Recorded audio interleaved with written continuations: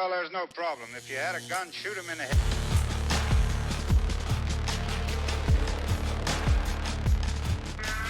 Set, go. Welcome to Shoot Me Straight. Dave Fields, Eddie Gallagher. We're here with Brian Smith and Russ Mara. And these guys reached out to, they actually met our producer and shared their story. And then I got to talk with Brian some about what he's doing, which is pretty incredible. I know he's going to get into talking about the horses in a little bit. Me and Eddie are not quite equine experts. Speak for yourself. And so I'm gonna learn a lot. Yeah, for sure. It's an honor to have you both on here. I'm definitely excited to hear about the horses and like equine therapy, what it does for people, because that's one of my passions, is just helping veterans as they get out, when they transition. And I know you two can relate to just how hard that is, and you've probably seen it. So yes, sir. Yeah, I think we can get started with just tell us a little about yourselves. Where you're from and what you've done. I'll try to be as succinct as possible. From about the age of age 11, 10 and a half, 11. Speaking of the mic. Yeah, just like a fist away from the mic. There you go. Should be good. Fist away. Mom got remarried for the third time to a soldier in the Army. Mm-hmm. We were up in upstate New York at the time. And so that kind of like started my quote-unquote military career, if you will. And so we went to station in California, Arizona, Texas, and then ended up going to high school in Munich, Germany for 4 years. And at 17, I came home, had the paperwork, had them sign it, and joined on the delayed entry program to go into the military. The big thing for me was I wanted to follow into my step-grandfather's footsteps. In World War II, he was a paratrooper. He made 2 combat jumps, and he was very, very protective of me. And he died when I was 10 years old, right before we left New York. And one of the things that I always remembered about him, there's many, but the thing that I really loved the most was on his right forearm, he had a parachute. And I used to always talk to him about it, and he would explain it to me. But at 10, I was like, oh, that's the coolest thing ever. You're doing this, and And so the day I went to jump school, basic and AIT and jump school to be a paratrooper, and that was the first tattoo that I got, which has been a very important thing for me. That's awesome. And the things that I have are very specific for me and for the life. In the military, I had a pretty cool career, did 21 years in. Retired in 2003. Did a lot of time in various airborne units. A lot of time at Fort Bragg in North Carolina. Spent 2 years with 7 Special Forces Group down 3rd Battalion. Where were they? I was going to say. So I got stationed in Fort Kobe in Panama. I was a paratrooper down there. We were initially one company, like back in I think it was '84. And then the battalion in 85 went to a full airborne battalion. And then I tested and went to, back then they called it reconnaissance platoon. Now they call it a scout platoon, but same difference. And we basically got attached to 3-7. And we got to do a lot of teamwork. Back then, in the middle of the 80s, there was 2 sections of Central America that were very active for us,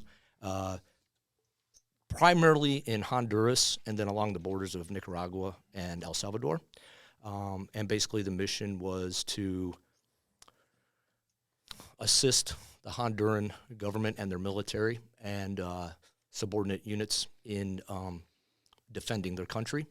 And you have to remember at that time, they were taking hits from both sides. They were taking hits from El Salvador, taking hits from Nicaragua. And you're talking about the Sandinistas, the communist Nicaraguans. And so a lot of action there. And then we would go back to Panama, kind of refit and everything. And then we were doing some drug interdiction stuff along the Colombian and Panamanian borders and stuff like that.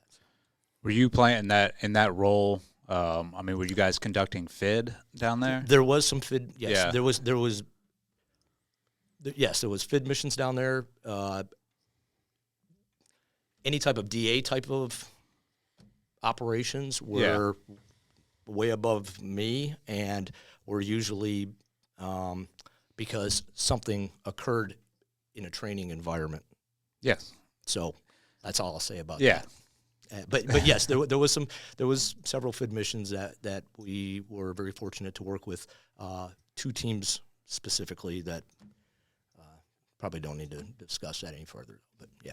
Yeah. I mean, that's It was exciting. I was young, you know, and back then the thing about SF units, especially once you got to know the guys really well and they took you in, it wasn't like you could do literally like OJT, like on the job training, if that was going to be your career path. If that's really what you were going to do, you could do it as long as you stood there, you hung there with them, and you played it the way it's supposed to be played. Yeah, if you showed interest in like, hey, I want to go this route, they would take you in and be like, hey, all right, we'll show if you're you had to be dedicated, motivated and dedicated like 100%.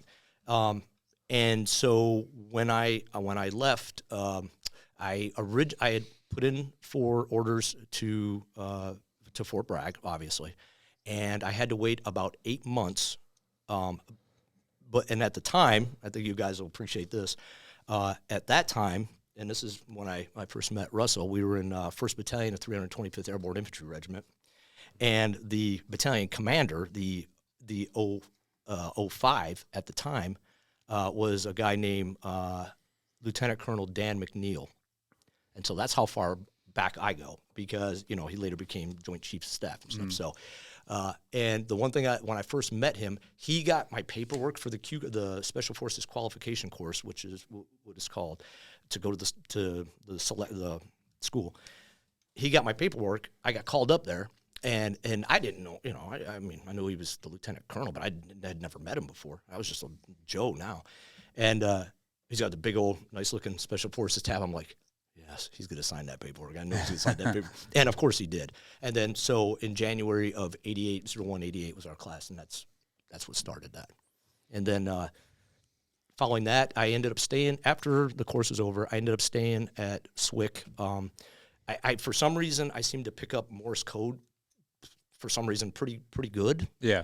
And so I was asked to stay at the ComL committee for a little while, and I worked down there for a little bit. And then literally a phone call came in, and my life pretty much did a left turn, and I went and put in an application to go to a unit that was forming in an MI unit there at Fort Bragg.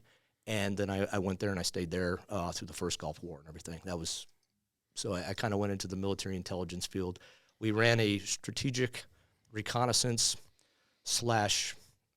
battlefield deception type of cell. Okay. And it was so there was other federal agencies that were involved in it, and it was a cool gig. It was a lot of fun. Were you?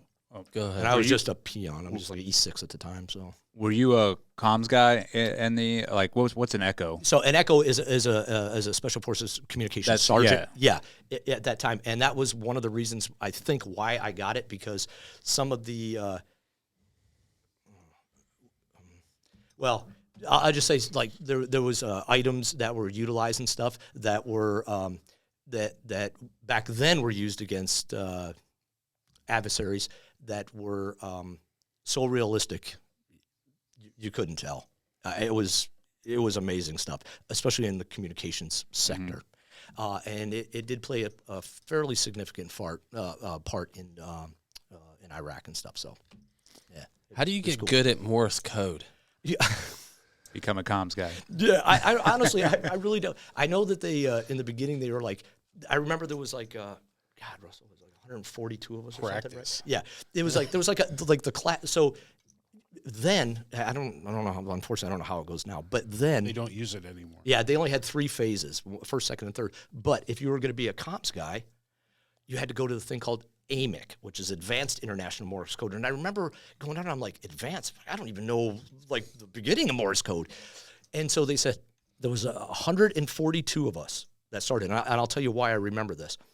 The instructor came up there, they call him a tax back then. The tax came up there, and he looked everybody over, and he goes, how many people can play any type of musical instrument? And back then, I loved playing guitar, and I was okay with it, but I liked playing it. So, it was 42 of us raised our hands, which is why I remember. 100 people failed out of AMIC, 42 passed. Huh. And to illustrate it really quick, they had 2 requirements. Just to pass AMIC, it was you had to send 13 groups a minute, and you had to receive 13 groups a minute. But that wasn't for your tab. Your tab requirements were 15 and 15. So what is a group? It's 5 letters. So just to pass the class, you have to do 65 letters in 1 minute, which sounds like this. And that whole time, you're sitting there writing, and you're not writing on like a nice piece of paper. You're writing on a little, it's a pad that's utilized. Yeah. Is it like 3 taps? That's an A. 4 taps? That's a C. Three taps is an S. Okay. And then it's called a dit, and then there's a da. A da is so here's a dit. A da is you kind of hold it a little bit longer. So 2 dits equals a da. So if you're doing SOS, it's dit. It's not dit. It's a rhythm. It's dit, and a da is da da da. It's not da. It's like da da da. So do you think that, I mean, obviously, as you described that, the difference between the das and the dits, and it's more like a rhythm thing. It's absolutely. Is that why you think all the people that played instruments? I do. Passed? Yes, sir. I do. To this day, I think he was spot on. Because literally, I remember 142 because literally 100 people failed. That's interesting. There was 42 of us that proceeded from AMIC. Then you go into first phase, which was brutal. And then you come back from first phase, hopefully. And then you go to second phase, which is your job. This is where you learn all about communications, all about various types of radios, all about various types of older radios that you may find in austere locations that you have the potential to deploy to once out of the Q course. Has a lot of that been replaced by just tech? I mean, tech is like now it's encrypted messages. I'm sure. We were using we were using the best that we had. Yeah.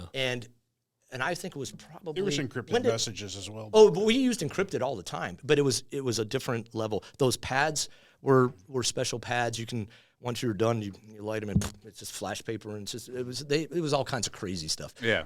But it was cool. But as tech developed, the Singars radio, which took the old 104s out, happened like probably, I don't know, maybe a year and a half later. So then you had to learn this thing, and you're like, oh my God, And then, of course, in a forward deployed area, we'd usually revert back to like sat phones and stuff like that. So that's it's just a little bit easier, but you still have to know. You got to remember, I'm a teacher. If I'm teaching a foreign military, I'm not only teaching them tactics to defend their country and to aggress against the bad guy, I also have to teach that person how to communicate with deployed units. And so as a comms guy, my responsibilities are I have to be able to explain to them in very, down-to-earth terminology, this type of radio is able to do this. This type of wire is able to transmit this. This type of field expedient antenna can punch stuff out this far, and so it's things like that. And it was cool. I mean, it was a lot of cool information. Oh, So, that's awesome. yeah, it was a lot of fun. And so you did that till 03? Is that right? Oh no. So I stayed. Total was about 4 years total with the group, and then I went to MI, and then from MI I spent in 91 at Fort Bragg. We lost I don't know how many people just bailed out of the Army after the first Gulf. I'm not going to get into the politics of things, but there's a lot of people that held to their convictions. Who was in charge? And what was the issue back then? Because my dad, Clinton. My dad was in the Gulf War. Yeah, he was in the Army, and they booted him. He was a lieutenant colonel, they booted him right after the Gulf War because they were doing cutbacks. I remember that. I remember that whole time for us because that was a big. My dad was ticked. He was frustrated. He loved the Army, but I think Clinton was in charge then. It He was doing 100% cutbacks. Clinton. Yeah, absolutely. And I like I said, I'm not going to get well, yeah, but it is what it is. Yeah, call it what it is. Definitely, yeah. And it was all that. And there was a lot of people. My buddy Ray, in one that after 10 years, he was like, no. He's a good man of conviction. He used to fly with 160th over in Campbell and stuff like that. And he was also in my unit. We had a lot of different people in that MI unit, and he was like, I'm done. I'm out. I'm not going to stand for this stuff. And he got out. So, long story as short as possible, they needed about 600 sergeants and NCOs that were combat veterans, and the Department of Defense's idea was take 600 sergeants, spread them out to, I don't know, like 100 friggin' recruiting stations for 1 year to boot the numbers back up in 92 and 93. Because so many people left when they started seeing all the cutbacks. So many people got cut and left. It really, really, I know the news didn't really portray it, but it devastated us. Oh, yeah. And it was bad.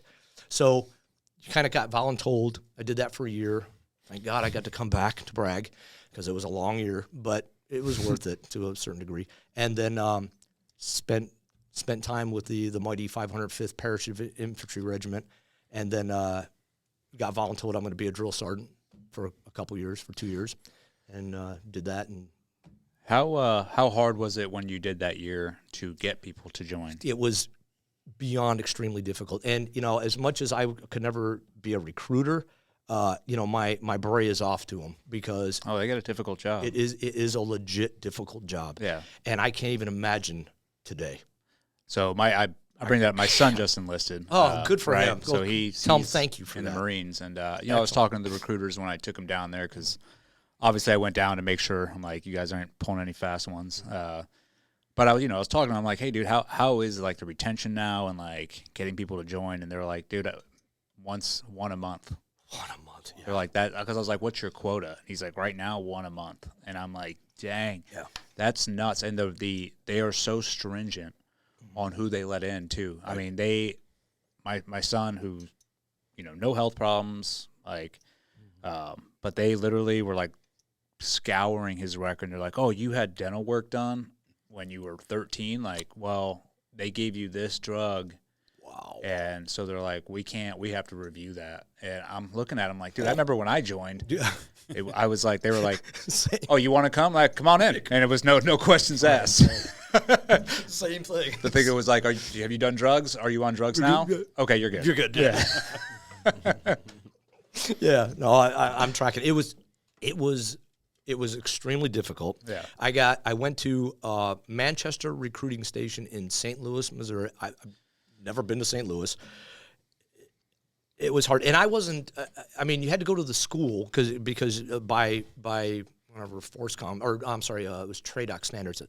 You couldn't go to a recruiting station and work out if you didn't. But I wasn't a recruiter. I was there, and the thing was, from where you left from kind of dictated everything. I just came from Bragg. I'm going to continue wearing my spit shine jump boots, my Cochrane jump boots. I'm going to blouse my dress pants, and I'm going to still wear my beret. And so that was kind of my thing, and that's what I did. The recruiters that were, like the real recruiters that were stationed there were pretty cool. I would link up with one of them, and we'd go out and do stuff. But me, I tried to focus in on good people, and I tried to pull them into the airborne community and maybe the special operations community down the road. So that was my thing. Have them reaching for the stars. Reach for the stars. Hey, man. Mm-hmm. Yeah, I had some cool, go big. Yep, cool airborne videos, people blasting out the doors and some Halo stuff. It was just like to get them pumped up. But we had, I'd say a modicum of success. It wasn't, their recruiting goal back then was 3. What was it called? 3A, I think, which was they needed to have 3 high school graduates a month. And I was like, well, that seems like a lot. and it is a lot. I mean, and there's a lot of stuff like private schools. They don't have to let you come in, and that was an issue because we had several private schools. The public schools have to, but the private ones don't. And we got good people out of public schools, but sometimes it was very difficult to even get in to talk to kids in private schools. Oh, I'm sure. So I mean, I get it, but it made things a little bit difficult and stuff. So after that, like I said, I was a drill sergeant, and then I was able to back then that was in 96. And after, if you're successful, the way the Army did it then, if you're successful as a drill sergeant, you get one pick in your career of what assignment you want to do. And so, just to illustrate how unintelligent of a human being I really am, my buddy Rob Gibb, I hope you're listening, Rob, who's still here in Florida.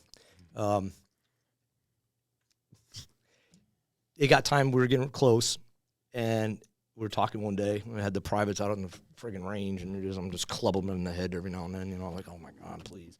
So, had a good time, though, it was fun. So I look at Rob, I go, so what are you going to do? He's like, I'm already working it. I'm like, what? He's like, I hope he don't ever get in trouble. I doubt he will, though. But he goes, he said, dude, I am going to go take over as the NCOIC of Central Florida in their ROTC program. And I'm like, wow. He goes, I'm going to do 4 more years. He had 16, and we both had 16 then. He goes, and I'm out, and I'm going to retire right there. And I'm like, oh, what a great idea. Me? I'm like, well, I'm going to go back to jumping out of airplanes, but this time I want to go to Italy because I've never jumped out of airplanes in Italy. Because I'm stupid, man. I'm not smart at all. And it was an over there. You're like the 911 for Europe. And but we had a lot of cool things that happened. We got to reactivate the 173rd Airborne Brigade, which, if you go back in history and look at Vietnam, they had the most Purple Hearts, and they were a hardcore airborne unit in Vietnam. Yeah. But I was one of the jump masters. I was in aircraft number 2 with the guide on that we got to reactivate the 173rd. We were the 1508th Airborne Combat Team then, so that was a humongous honor. That's cool. It was a big honor. Got to do some pretty cool operations, and then we got sucked into Bosnia Herzegovina at the tail end and stuff. Of course, worked with 10th Group operationally there, our platoon, down in Kosovo for a little bit, and that was a rough one. We were the and you can Google this anytime. We were, and as far as I know, still are the only American airborne unit to parachute into Kosovo. It happened on 1st of October, 1999, and I lost my my Ranger medic, Doc Pringle, on the jump in. Was it It was supposed to be a show of force, but that kind of went out the window later on down the road, and so we got to assist on an operation to go try to track things down and people down and whatnot. And so it was good. Is that how your medic lost his life? Or no, my medic so we were coming in very, very low. We left Aviano. We were coming in at about, normally we would drop at about 800 feet. We came in probably 650, 700. The bad news was we had, if I remember correctly, 9 aircraft. The Serbs locked onto a couple of the aircraft, and all of a sudden we're blasting chaff and flares. And they opened the doors. It was a static jump master, so the jump master stayed. He wasn't the last guy out like we normally are. Static jump master. They lined him up. And what haunts me to this day, and I don't want to get I can get emotional about this stuff because for me this is where the horses are going to come into play. One of many ghosts. But I remember Doc was number 10 and I was number 11, and I remember when we stood up and you got so much stuff on, and Doc, he had his medic bag. I mean, literally his medic bag was like from his waist to his toes big. If you can fathom that. I mean, the thing had to be 85, 90 pounds. It was a combat medic bag. Oh, yeah. It's not a we're going out to play medic bag. This is a friggin' legit. And he was like one of the toughest Ranger medics I've ever met in my life, and I was honored to have him. And I remember the flares are going off, and we're like, oh, the planes are rocking. I'm like, let's get that. That's why I love jumping out of them, because I hate flying in airplanes. I'm getting the hell off of that aircraft one way or the other. Green light came on, everybody started rushing, and we're going. And I remember watching Doc, and I remember seeing his static line, and it was waving. I was like, and in my mind, I was like, oh, he blew some snow bands, whatever. And so he went out, and I saw the line go straight down. I'm like, oh, man, I hope he's not towed. But I'm right on him. I'm right out the door behind him. We open up. I hear all kinds of stuff going on. Land fast. I mean, like literally, chutes open, great. Oh, no. Lower rucksack, boom, hit the ground. It was literally that fast. Grab all my stuff. I don't see Doc, but we all know the perimeter that we're going. We know the point that we have to go to off of that field that we jumped into. So everybody's advancing that way, right? I got to get up there. I'm a platoon sergeant. I got to get everybody set in. I got to start getting head counts. I got to get the information up to the first sergeant. There's a lot of things. I got to get I got 4 squads I'm in charge of. I got 40 guys I got to work with. So I get up there. We get set up, and I'm like, where is Doc at? Because for 20 months he'd been on my back. He was always on. I mean, I just look and there's Doc. Okay, good. Yeah. Where's my radio guy? Okay, there he is. Great.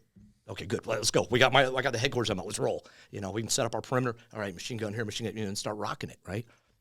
I'm like, where is Doc at? About, I don't know, maybe 11, maybe tops 15 minutes. First sergeant had said, hey, where are you guys at? Ammo, casualty equipment, whatever. Give me an ace report. Boom, boom, boom. I was like, I have no idea where Doc's at. We need to find where. Right about that time, some private comes running in, and he was looking for first sergeant. He was like, hey, first sergeant, Ranger Tony Mendoza. God bless you, Tony. He comes in. He's like, hey, we had a guy burn in. So, and I'm not sure how you all use the term burn in. Yeah, it's the same. Oh, okay. So when you can have a hard landing, feet ass head, knock yourself out type thing, which we've done many times. But when you burn in, you tell me you've burned in, you're done. So this kid comes running in, and he's like, Sarge, I got to get with the first sergeant. I was like, he's over there. I was like, what's going on? He goes, we had somebody burn in. And I'm like, stop. Because he was a private, I was like, what do you mean burn in? Like, was it a total malfunction or what? And he's like, yeah, it looked like it was a total malfunction. He's on the ground. And I was like, oh, and I go, what was his name? And he said some weird name, like fungal or something. It wasn't Pringle. And I distinctly remember that because I'm like, I don't know who that is. Maybe it's another platoon or something. And so a couple minutes pass by, and I'm thinking about it. I'm like, let me reach out and see what's going on. It was Doc. Mm-hmm. And basically what had happened after the investigation was over, he had on a new chute, and I don't know how y'all did it, but in my world, if Russell was a parachute rigger, and I was going to draw my parachute from him, and it was brand new, I would give it right back to him and say, give me like that one that's beat to hell, because I know that that's been used and I know that it's worked. Yeah. Well, Doc jumped a brand new parachute. The static line, remember when I said we went out the door and that static line went right to yeah. It was about somewhere between I think 36 and 42 inches or something like that. I don't remember the exact distance. It ruptured and it broke.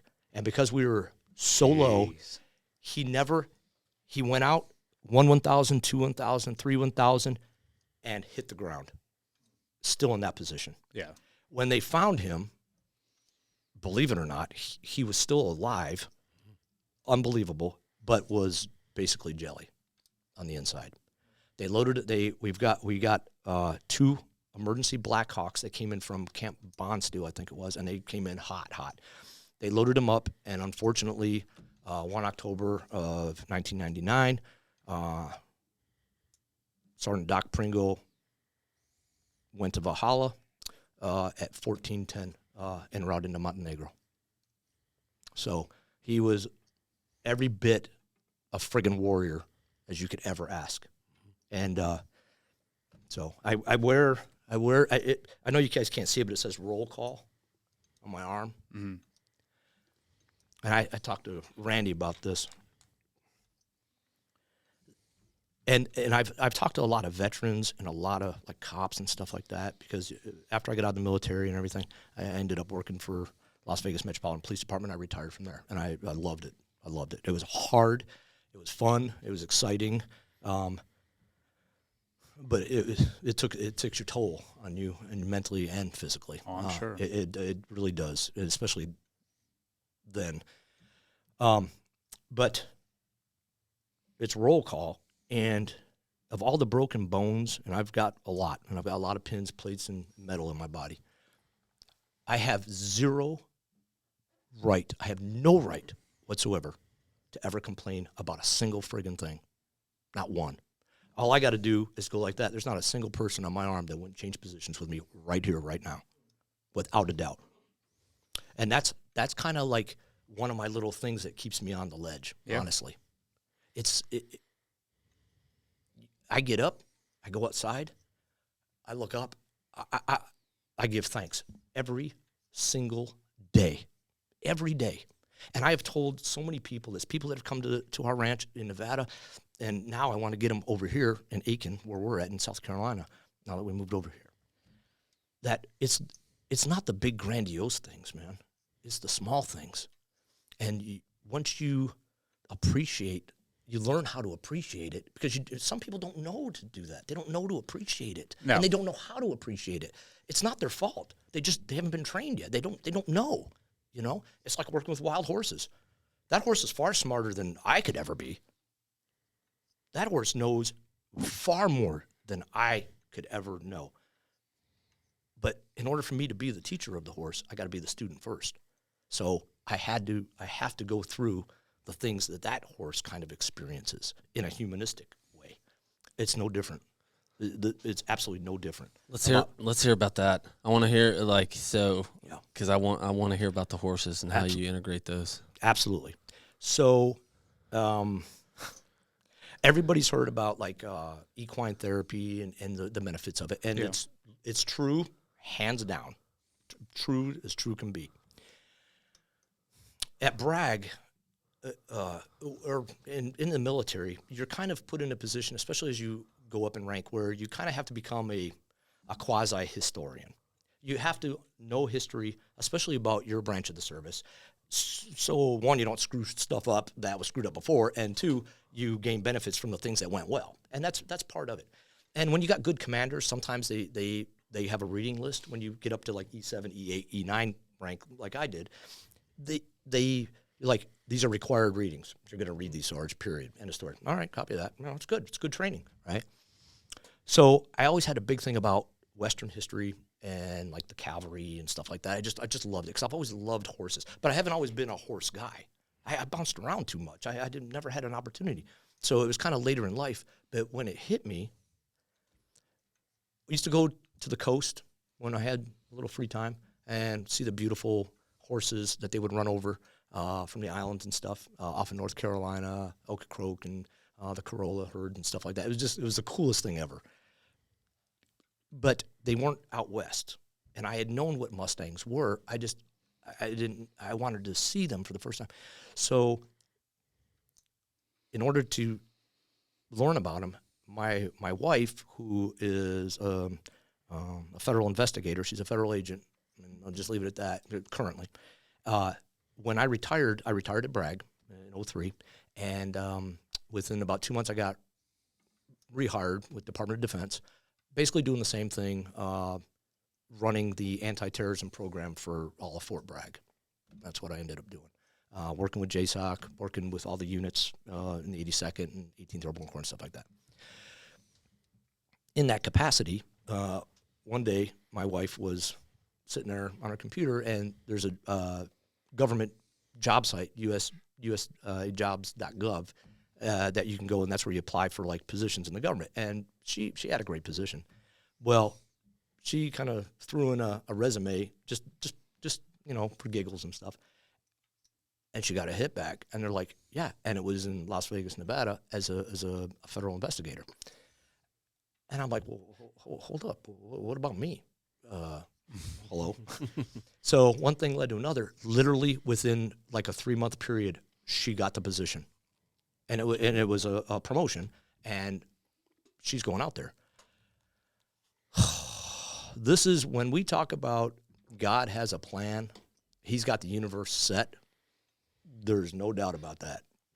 So she's in the base BX at Nellis Air Force Base, and because she had a little nondescript building there, office there, and she ran into a friend of ours who was an old team guy from 3-7, and we had all worked together at Bragg as well. After I retired, when I was with security and intel and all that, and so had Jill, and we did a lot of stuff there, and so she's like, yeah, Brian's still at Bragg, and what are you doing now? And he goes, I'm the force protection officer for Nellis Air Force Base. Huh. And under the force protection roof, there's several pillars, one of them being anti-terrorism, obviously, and it just so happens that he needed an anti-terrorism officer. So there was a master sergeant in the Air Force that was getting ready to retire that applied. They made the position, and then there was me. And I'm already at the installation level. I've got all the plans, policy. I'll just, Department of the Army, Department of Air Force, there you go. There's your whole AT program, And so I ended up getting the job, and that's how I got out there. As soon as I got out there, I told my wife, I got to go see Mustangs. I got to see what these horses look like. I want to see them in the wild. And I was just so enthralled about being out west. It was like it sparked something inside me that I didn't even really know it was there, but I just always felt it. Mm-hmm. And so we did. And the next thing you know, my garage door falls off. And the guy that was fixing the door, I'm telling him about the horses, how I want to see these Mustangs and all that, and we're fairly new. And he goes, you want to see a Mustang? I'm like, yeah. He goes, car or horse? I go, horse. And he goes, let me get this fixed, and I'll show you where one's at. And so that was what later became my very first Mustang, Rio, my beautiful, beautiful boy. That unfortunately, he's no longer with us. He's crossed the bridge. But so that's how I got the first one. And after that, I was... So you went out and bought one? Well, it really... You lasso him? Or like... Nope, you can't do that. And I'm going to talk about that here in just a second. He took me to where this poor horse was at. It was sitting in a pen, 10 by 10, no other horses around, by himself. He was skinny, and he looked friggin' miserable. And I was so upset. I found out who owned that horse. The guy had 9 other horses and then the one Mustang. There was all quarter horses and stuff, and then the one Mustang, which is, that happens a lot, and that's a whole different story. I was so upset, I said, I'll give you $1 for that horse. And I'm going to take that horse, no matter what. And if you even attempt to stop me, it's not going to end well, because I'm taking that horse. And we did. My father-in-law, me, it took us, I don't know, like 4 hours to get that horse into a trailer, but we got that horse into a trailer. And I called my wife, and I'm like, yeah, well, guess what? I got a Mustang. For $1. For $1, yeah. And have no idea where to do with it, because I didn't know where to put it. I don't know how to train it. How big of a yard did you have? Oh, no, there was no yard. This was in a gated community that we lived, because we had my in-laws living with us. And so we ended up finding a place to board him and stuff. And that was the catalyst. That's what started the whole thing. And then I got completely out of my mind addicted to him.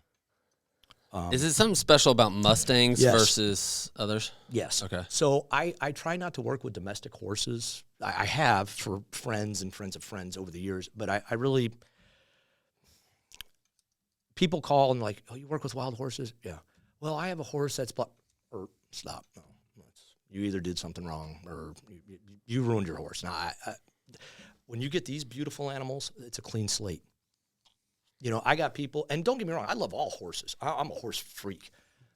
But 99% of the horses on this planet are generally bred for very specific reasons, whether it's rodeo reasons like tie-down events, barrel racing, things like that.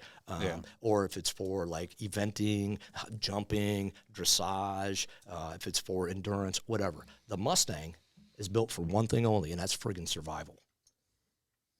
That gives that horse automatic street cred. Automatic.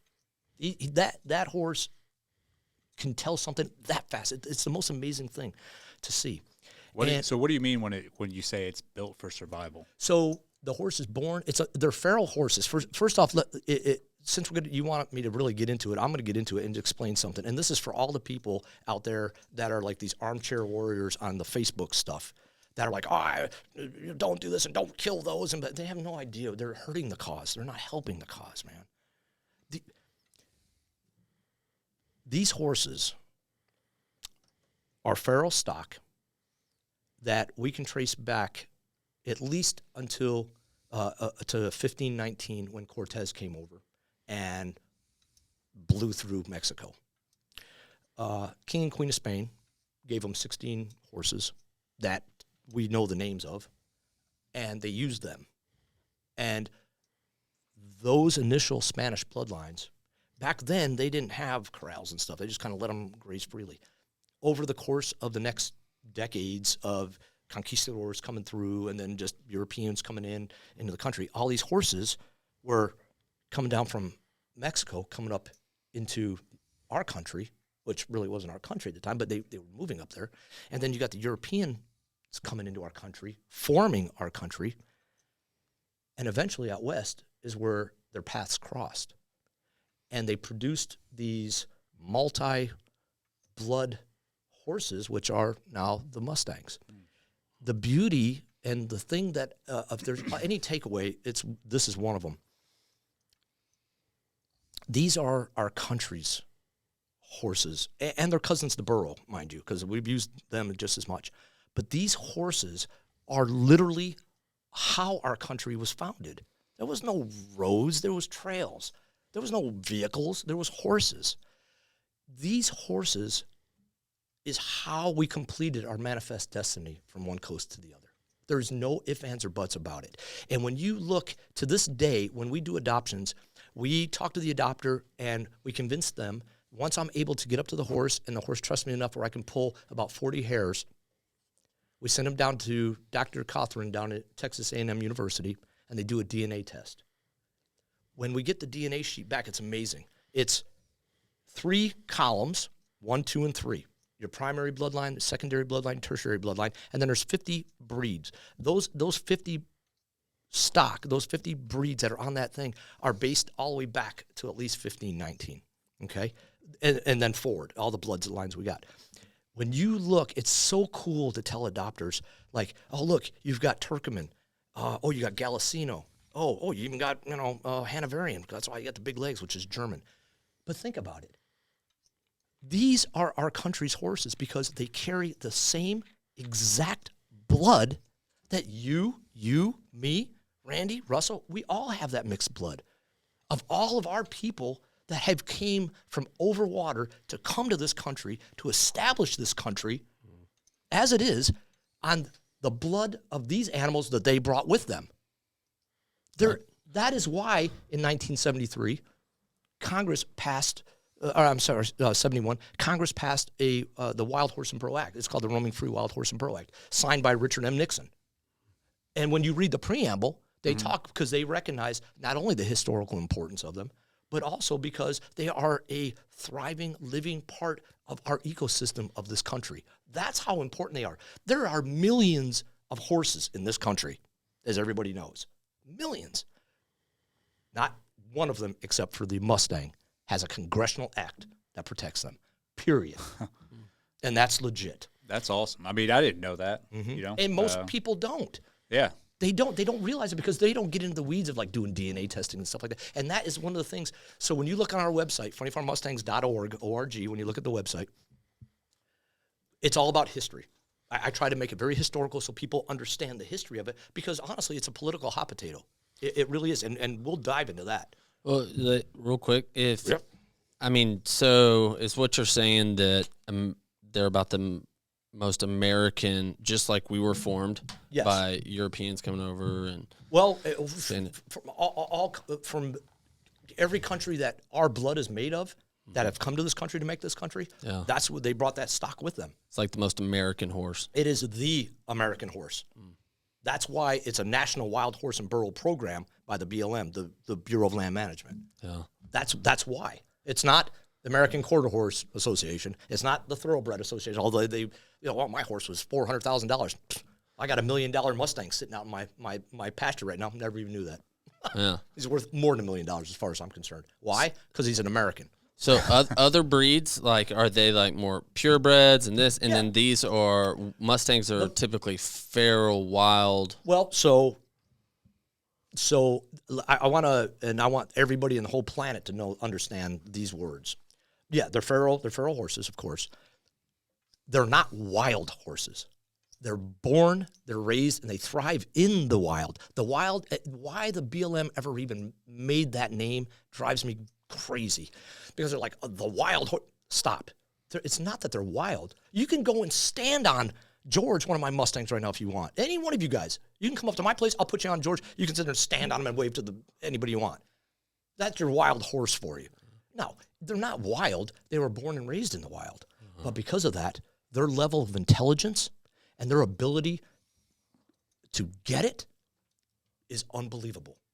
99% of the horses are, most of them, well, I mean, not 99%, but there's so many that are purebred. And there's nothing wrong with purebred because you try to keep good, clean lines, you know. Yeah. But these horses have got so much of the beautiful bloodlines from all over the world. They're amazing. And they are nature's ATV, man. There's nothing they can't do out there. There's no place they can't go. And they can be trained if you have worked with them and you understand the psychology of the horse that lives in the wild. And this is the thing, this is one of the reasons why Mustangs sometimes carry a bad connotation. And it's mainly because people tried to train them like you would train a quarter horse that was born and raised in your backyard. Well, that friggin' horse is like part of your family. I mean, you could tell it to go sit on the couch and it probably would, you know, because you've had it.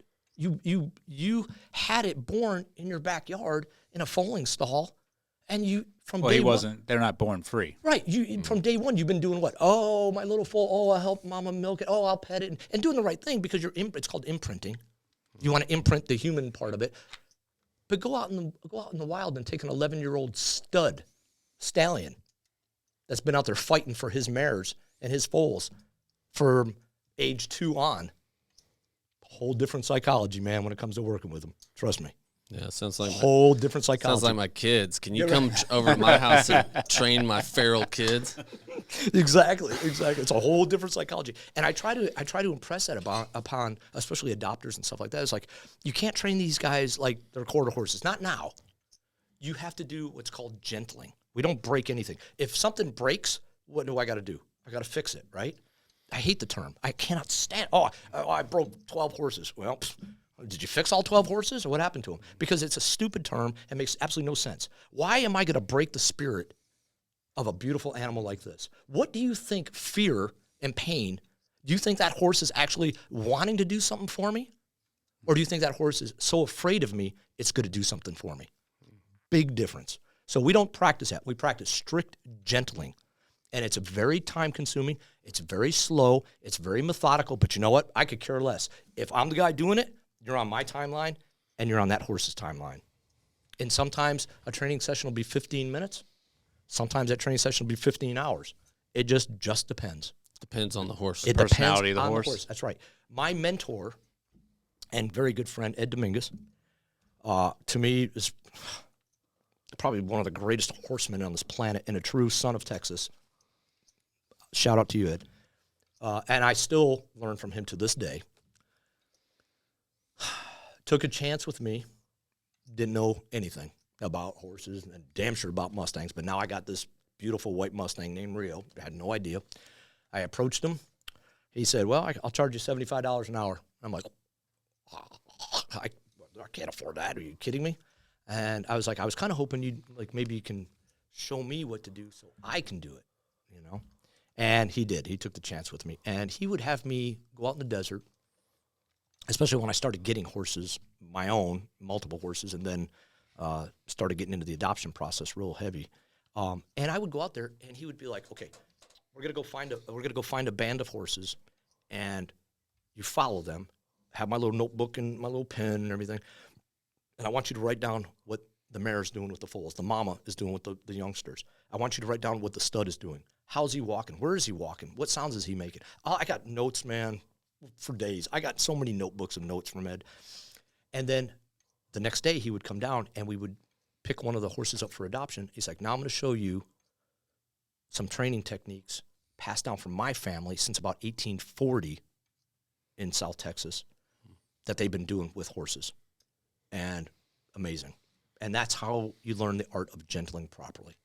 And like I said, it may take, I've had horses where I literally, within a couple of days, I can get up to their back and actually touch them. And then I've had horses that, as part of the program, day 89, I'm still, trying to get up there and like get friendly with them. It's just how it is. Yeah. But it's knowing the psychology of the horse.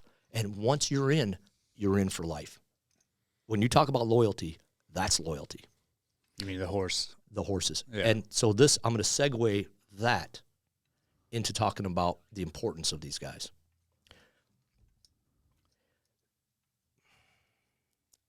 For me, and you and several other people, Russell and Dave, your things too,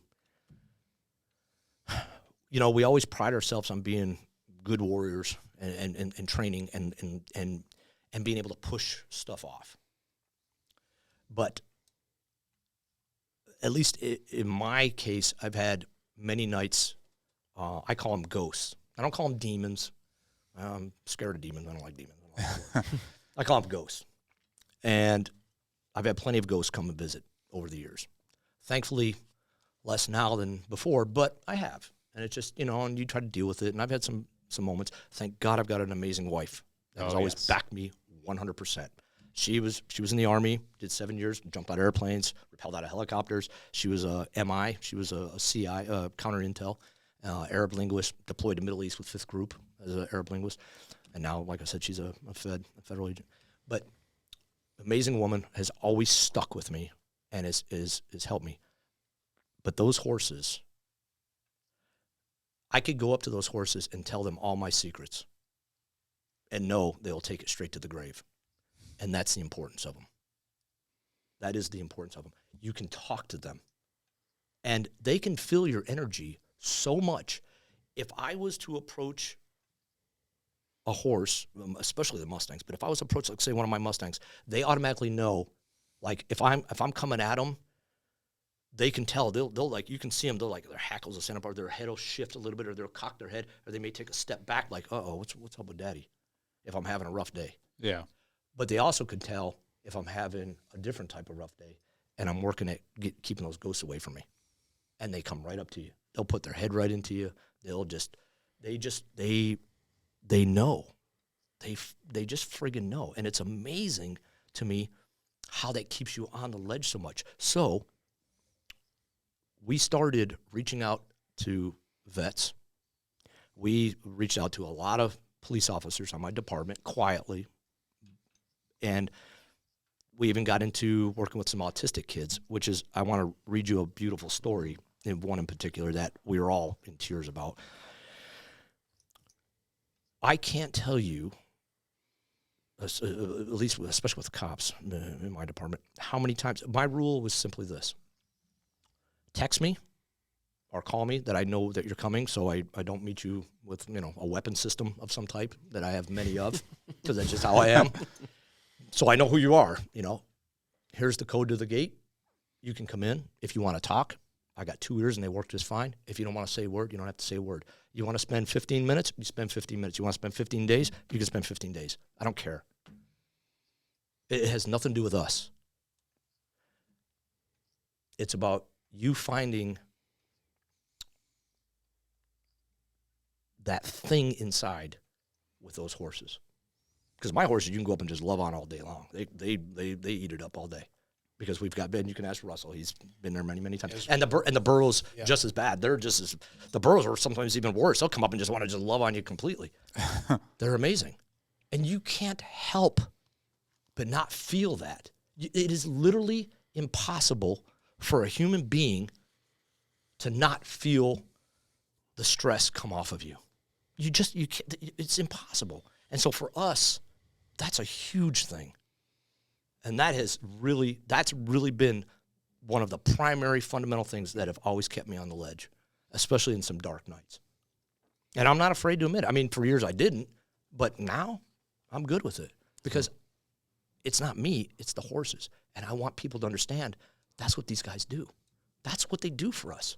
And so that's now what we do. We're still doing the adoptions, but I want to reach out to more veteran groups. I want to reach out to more police officers, more federal agents, things like that. If you had to put it in like a sentence, you'd say, "Hey, these horses help heal trauma." Or they not only help heal trauma, they help you heal bonds that have been ruined through events. The horses help you. They help you analyze things, and they help you think things through before you do something that you're probably going to regret. Yeah. They literally will make you stop and think about things. And you really can't, it's like you can't not, if that makes sense. It's impossible. I literally will get lost with my horses. I mean, next thing you know, I called you 3 times, I'm like, oh, sorry, I'm with the horses, I got to turn down. You just can't. I've had guys come over, man, they've just in tears because they feel it. Oh. And they realize, like, I need to live here with you and blah, blah. I'm like, yeah, that's fine. If that'll help you out, then you can for a while, yeah. That's amazing. They're amazing. They are amazing. Yeah, guys come over that have you had experiences where, hey, I'm at the verge of suicide, or at the verge of we never on their way. We've definitely had people that were on their way for sure. Yeah, that we've definitely had a lot of people. We were always very careful, and you don't want to pry too much. It's kind of like working with wild horses, and nowadays, honestly, I pretty much equate everything in life with working with wild horses, and I pretty much can. In this case, definitely, you don't want to go in too fast because that horse will tell you immediately, nope, you ain't crossing this. This is the PONR. You cross over it, I'm gonna make you feel regretful for doing that. I'm thinking like the way you described just the Mustangs, their bloodline, and how they are, their personalities. I mean, when you were describing it, I was like, that's a lot like special operators. A lot of guys that join special operations or law enforcement, like you have these individuals that you can't be tamed when you're little. A lot of us were rambunctious and we can see it in our sons now. Is there's just certain types of individuals that no matter what you do, they're going to run free. They're like, I'm not going to listen. So I think, and hearing this and what these horses do for these individuals that join law enforcement or veterans that come out, and and we all know how rough it is when you transition, and it is rough. You still don't want to be tamed, but you're like, you're almost forced into it. Yeah, right. And I think that's where the horses come involved. Like you can relate to them, and they can relate to you. 100% spot on, Eddie. You could not have said that in a more eloquent manner, and I'll tell you why. So, let's discuss the National Wild Horse and Burro Program. I'll try to be succinct because I know this is a time show and stuff like that, but it is a lot of information. Yeah, okay. But you got it, brother. Remember I told you Nixon signed the Congressional Act, 71, Roaming Free Wild Horse and Burro Act. You can Google it all day, blah, blah, blah. Okay, well, over the years, the Act has had amendments to it, just like any constitutional thing. So,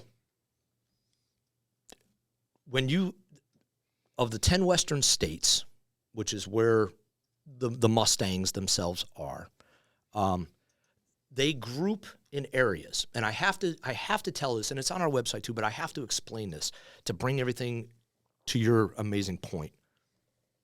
They're brought into they thrive, they live and thrive in areas called herd management areas. Okay, that's what the BLM has deemed these things. These are herd management areas. These horses will stay in these areas, but they travel 15, 20, 30 miles a day. All they do is, though, and it's beautiful to watch. When you're following, they're called bands. They're not really, a herd is when a bunch of bands or families come in. So you're following a band, and it's amazing to watch because the mare will be like, okay, we're good at, this is the beauty of them. Ugh, I'm going to blow your mind on this. The mare will start walking, and she's going to go, okay, come on. We're going to stop here. You're going to graze on whatever, some sage and big guy out and whatever. So then she's going to go, okay, now we're going to go over here. Now you're going to go to the bathroom over here. Now we're going to come over here. Oh, we're going to drink water over here. Now we're going to come over here, and we're going to rest for a little while. And the whole time, the stud's in the back just kind of, it's got everybody sick and stuff, basically. And so, and she does it. And the beauty of it is you watch them travel in this beautiful, rhythmic pattern that's life. They literally follow life rhythmically. There is no straight lines. There is no stalls. There is no squares. It's this. Just like when we're gentling them, you have to remember that psychologically. And it's important for operators. It's important for soldiers. It's important for law enforcement to remember it's not a linear way of thinking, man. If you're struggling and those ghosts are right there, you can't just go, oh, I'm just going to do this. It's not that. I've got to do this. I've got to do this. I've got to do this. I've got to come at different directions. I've got to be rhythmic in life. They have to be rhythmic in life because that's how they survive.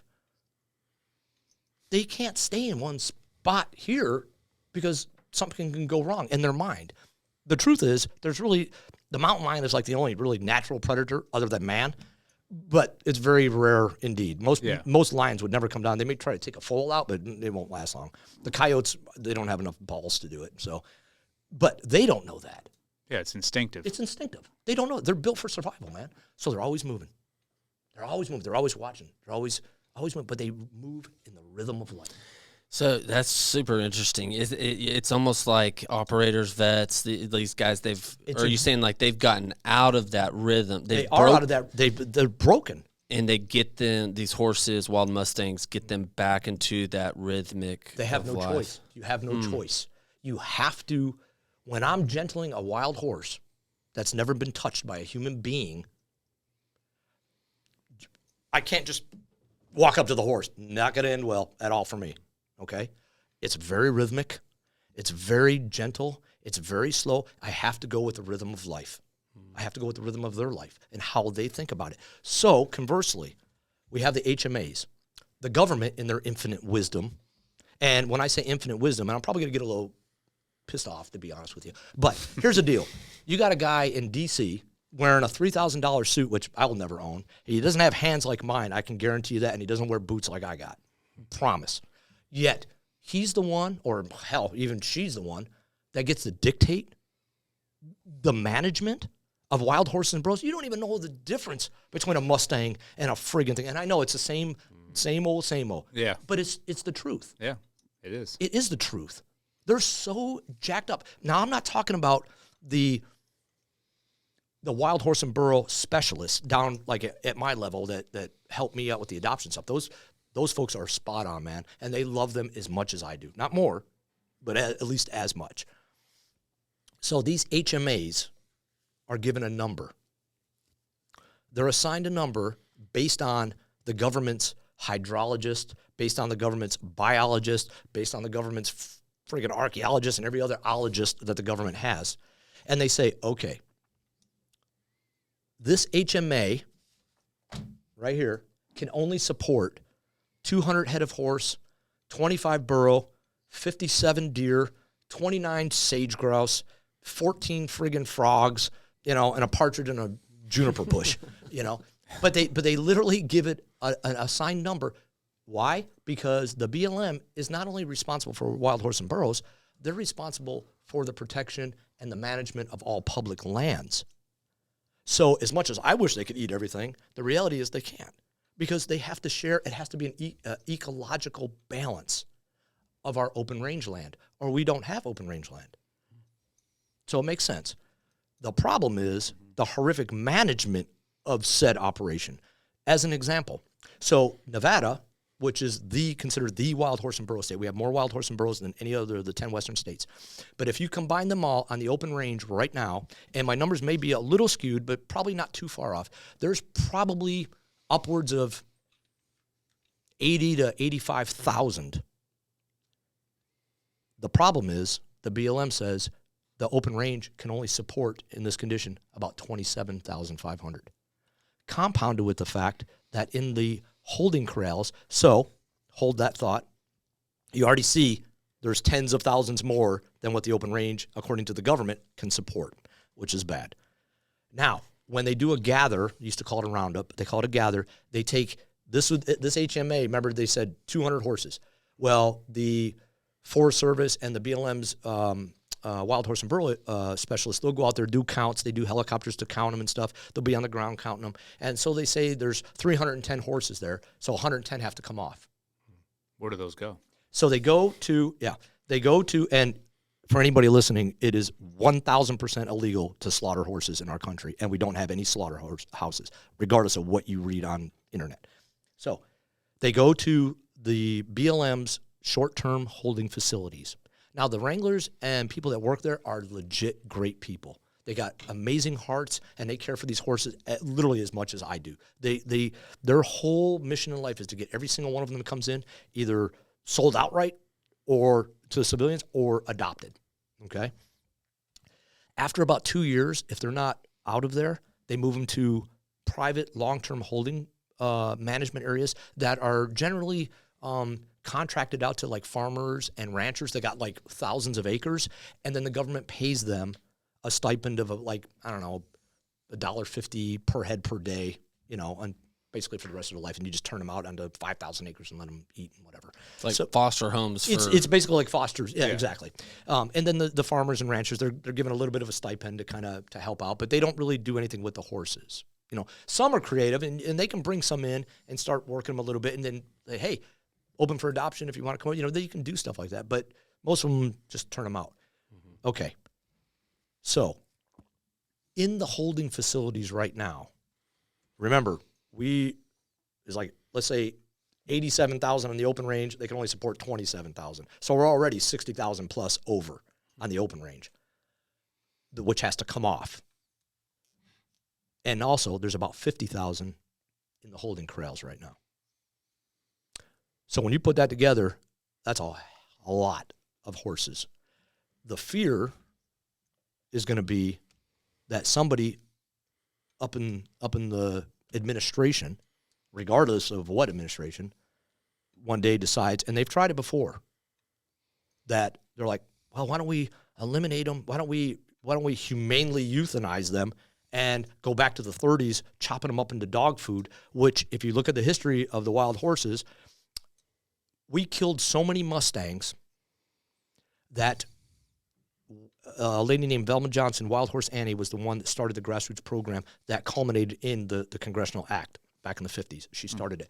She was following a rendering truck, and it was so much blood coming off of it because back then they could just go shoot wild horses, and in the 30s they needed them for food. They were pet food and stuff like that because there was no appreciation, because there was no act, there was nothing to protect them.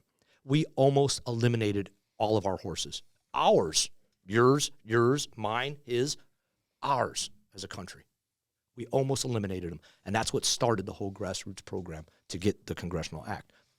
To be honest with you, we're pretty close. We're pretty friggin' close, man.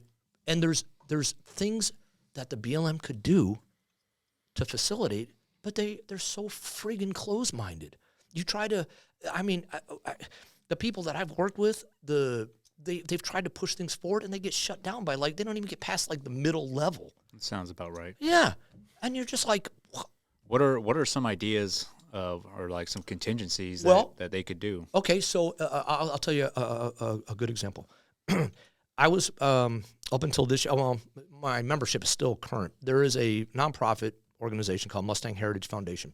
They're paid by the BLM as a civilian organization, nonprofit, and they have a program called the TIP program, which is Trainer Incentive Program. So they reach out to people that know how to work gentle wild horses and burros, and if you have a successful adoption for a wild horse, you get 90 days. There's 4 basic requirements. You got to be able to approach the horse safely. You got to be able to halter. You got to be able to lead the horse properly and safely. You got to be able to brush its body, pick its feet, and then load and unload from the trailer. That's all you got to do. That's the gentling part. Me, because I love working with them, I'd put like 8 or 10 exercises on them. I get them super, super safe. So the next stage would be working with saddle, but I don't do that. I'm too old now. But for the adopter, I do that for the adopter. And I make sure that the adopter, I mandate, if you get a horse from me, you're coming to our farm, and once it's safe, I'm putting you in with your horse. And I'm going to teach you everything that I'm teaching that horse because you're the one taking it home. And I want you to have that bond, right? But that TIP program, they donate, if a successful adoption on a horse, you have 90 days, and they will donate to your organization $1,000. And if it's a burro, you get 120 days, and they'll donate $750. Now, people are like, oh, $1,000, that's a lot. First off, boarding a horse for a month is about $500. That's room and board, okay? $300 a month is gone. Like, it never makes it to 3 months, ever. And God forbid, and this is the part that I'm talking about, God forbid if you have a medical problem. Because as a tip trainer, Eddie calls me or sends me an email, says, hey, I saw you guys on YouTube or whatever. I want to be part of history. I want to make history and be part of history, which is why I tell people when you get a beautiful Mustang, not only are you making history, but you're becoming part of American history. Every single adoption. So I go up there, or we go together, we go to a holding corral. I'm going to tell you probably which one you're going to pick because I'm sure you don't know. And I'm like, you're not getting that because it looks pretty. We'll get this one instead because this is going to be safer for you. Mm-hmm. We bring the horse back. That's when the adoption process starts. If something happens at during the adoption process, I got to pay for it. I'm liable because I'm the one that signed the horse out.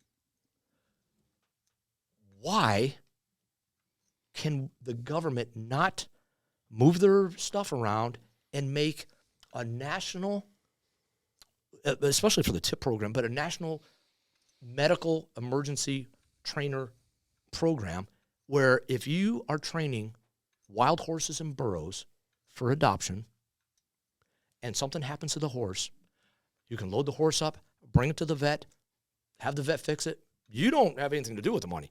The vet just charges an office in the government for the cost. And the government should be able to come down and talk to, if you make it national, they're like, look, we'll square you guys away if you help us out, blah, blah, blah, blah, blah, push the history and stuff like that. And I'm quite sure if you did that, the number of trainers, good, competent trainers, would be, there would be thousands that would stand up. But you don't see thousands of us.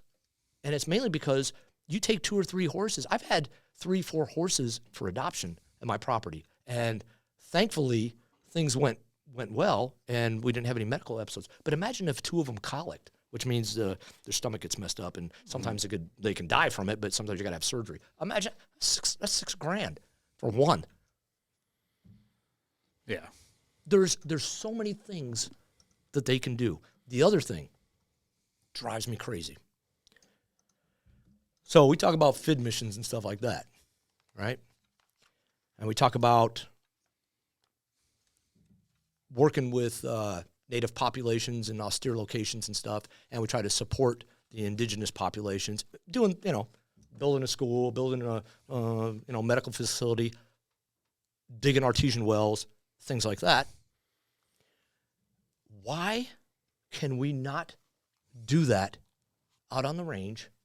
Why, if we are allowed to reseed a wildfire area, why is it that the government can't reseed some of the range using native grasses? I understand the government's position on it has to be preserved in its natural environment. I get it.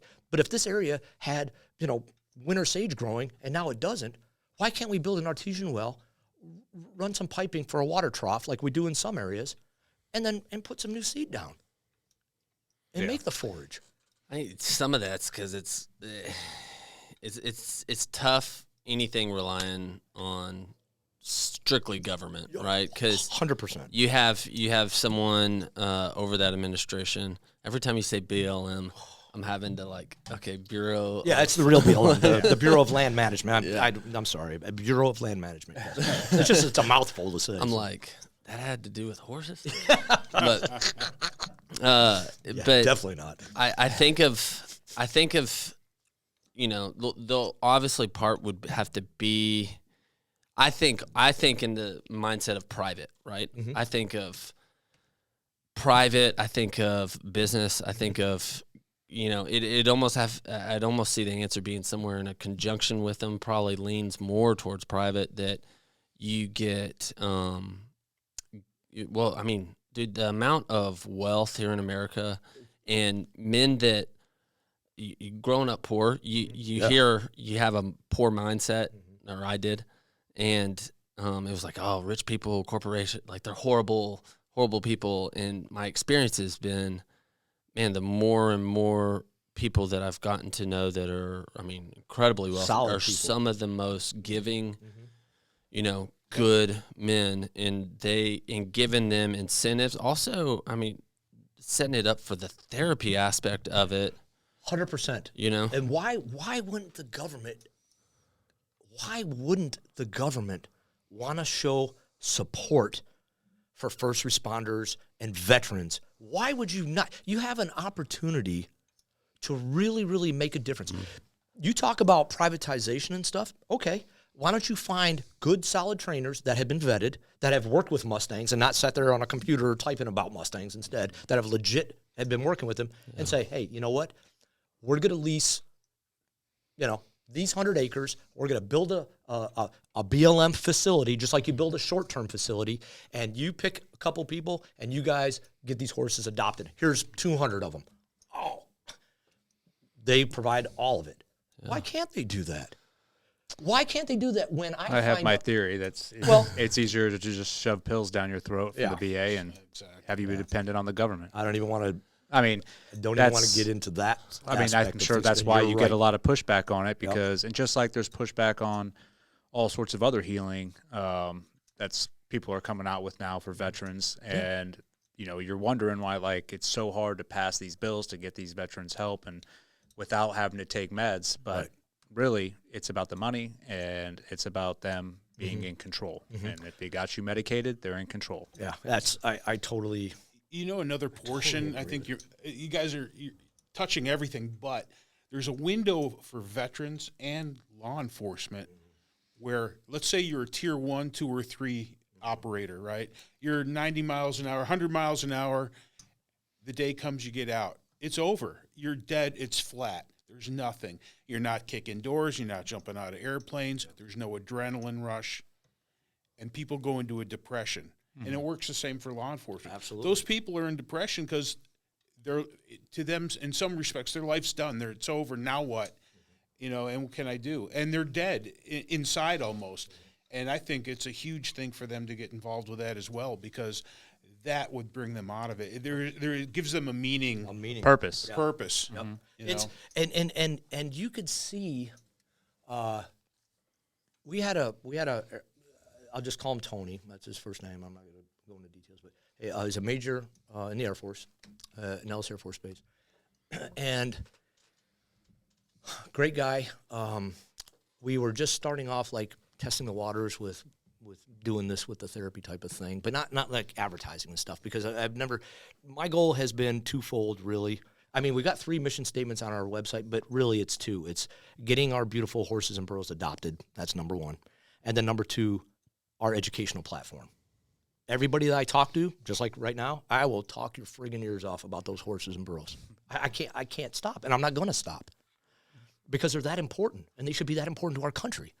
Because if you're willing to take care of something that's not you, what does that say about you? What does that say about us as a country? The country that I grew up in, that's how it used to be. You weren't afraid to help somebody. You're not afraid to hold the door. You're not afraid to shake somebody's friggin' hand. I could use words like loyalty and honor and courage and esprit de corps and unity. I could say those words to people, and they'd be like, yeah, that's what our country is. It's no different with those horses out there. It's the same thing. Yeah, they're not using those words, but their emotional response to us is 1,000% evident. You can ask him, you can ask the wife, you can ask anybody, you can ask Randy. Yeah, 100%. But when you're sharing it with, when you're sharing it with one person, that's one person. Right.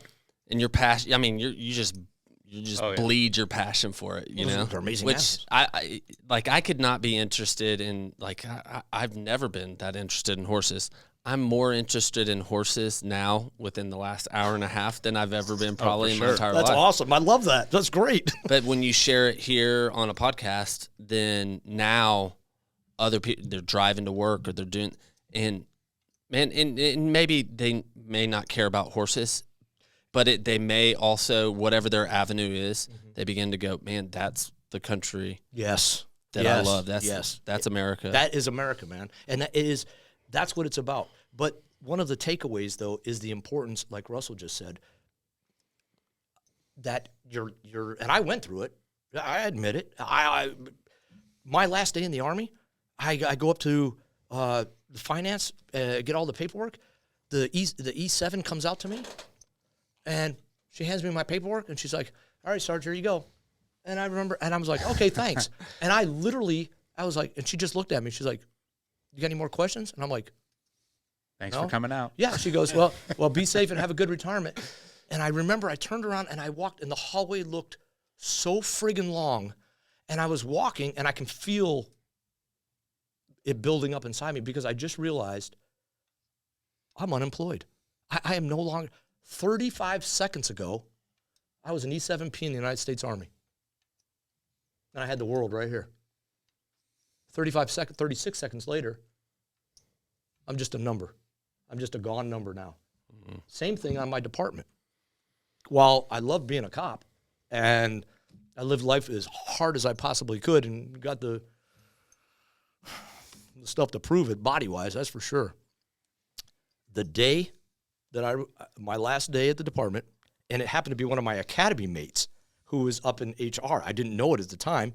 He heard me talking.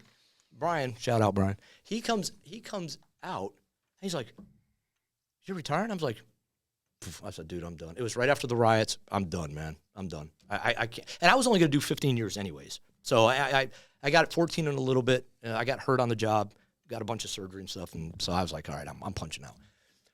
So I almost made it. But I gave him the paperwork and stuff, and we were talking, and he goes, you know what happens now, right?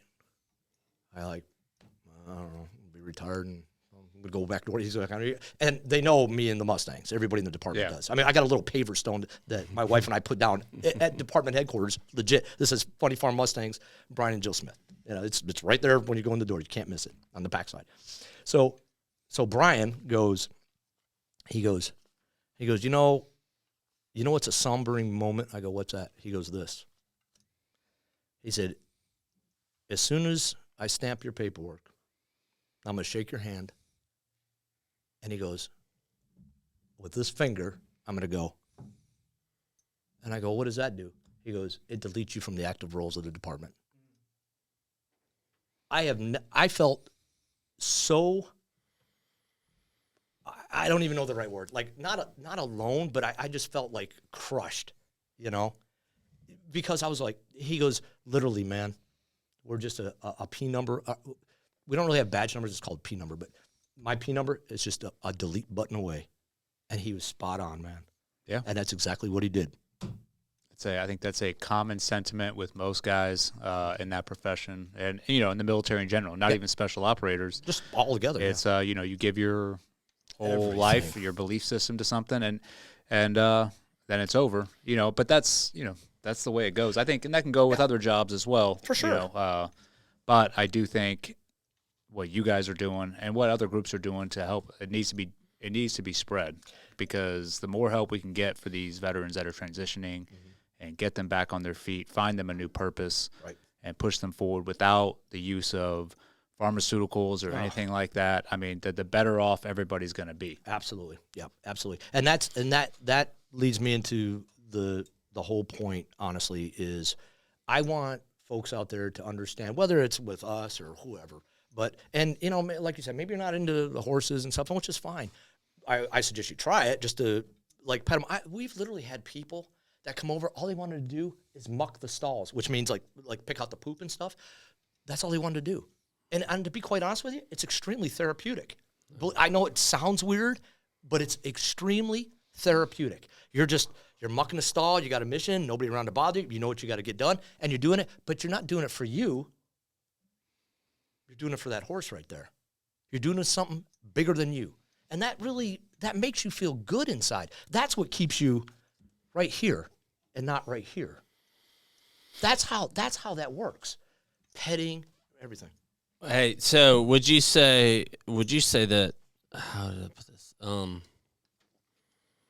That when you're in the military or when you're in a part of service to the country in some aspect or police department or whatever, you for sure are a part of something way bigger than you for a greater purpose. Oh. And then when you come out, that it feels like, hey, life is over, but really the ones that it needs to be, that chapter's over, next chapter, and it's time to transition to the next chapter. Right. I think that there needs to be programs that teaches people how to transition properly, because there really isn't. I know, like, in the military now, I know they run them through some kind of programs and stuff like that, ACAP or whatever that thing was called.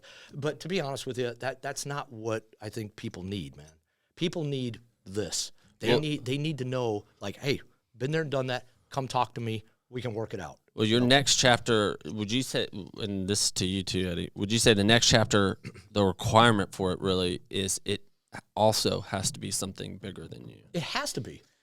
Yeah, I mean, service in some manner, right? Yep. Because that's why we joined in the first place, was to serve this country, and then that turns into serving your brothers, because especially when you come to a tight unit, and that's what guys need to find when they get out.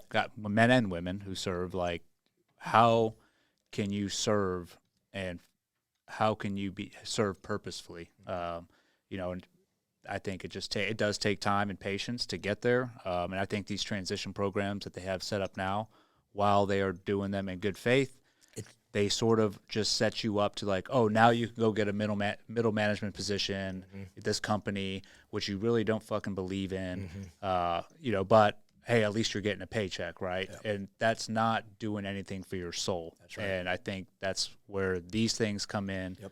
where you have patience, and you come there, work with these horses. And like you said, I mean, I haven't done it, but hearing you talk so passionately about it, it seems like it touches your soul, right? It touches your soul. It sort of reawakens people. It's like, hey, I can find a new purpose, and it doesn't have to be something that's being shoved down my throat, or where I have to go make money at some company. Right. And I think that's where, I see the good in both, but I definitely think stuff like this should be put at a higher echelon. Yeah, I appreciate it. Well, and it does so much more than just that. I mean, even if it's just for a time period that someone comes out there and works with the Mustang. Right. I love how you said, how your analogy of, one, them being American and free, that sense of freedom, that That's you're what not just falling in order, right? That you have this sense of freedom.